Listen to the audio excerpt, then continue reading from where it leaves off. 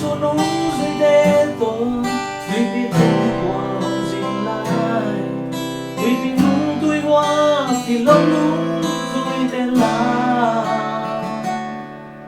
nung rồi khen béo lăng nét bên dây xuống còn tạt chẳng in tôi lo đi lòng nó khen béo bên xa Amen. Giêsu in cần na to pa nang longin kau ka suan ngang tinin rin to tingan pi ka to cha mung hay kan cha la met bay hun cha kan na hun cha to pa nang lo ka qua gió nang mu dâu kề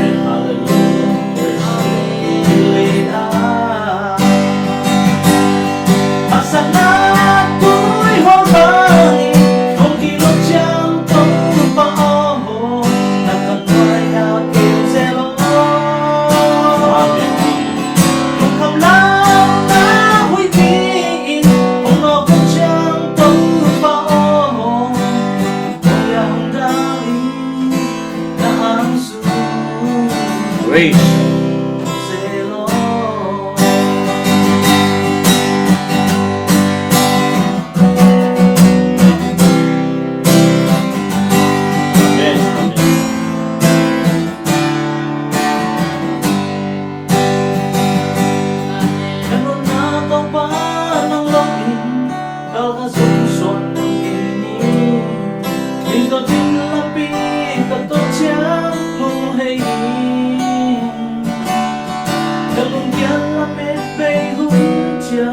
Ganun nga ako dyan Tao ba ng love Kapwanso ng muso din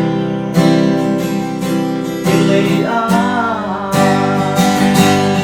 Masana ako'y humangin Kung kilong siyang pagpapaho Nakanaya kilang selo Nung kamlang na ako'y tiin Kung ako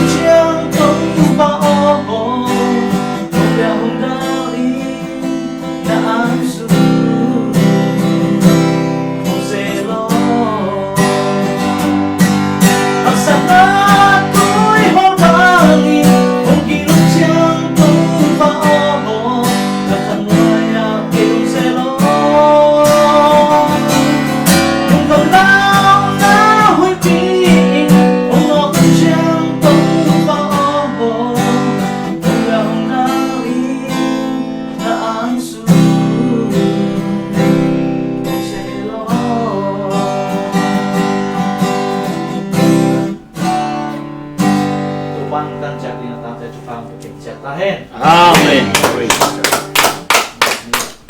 Praise the Lord. Hallelujah. Amen. Hallelujah.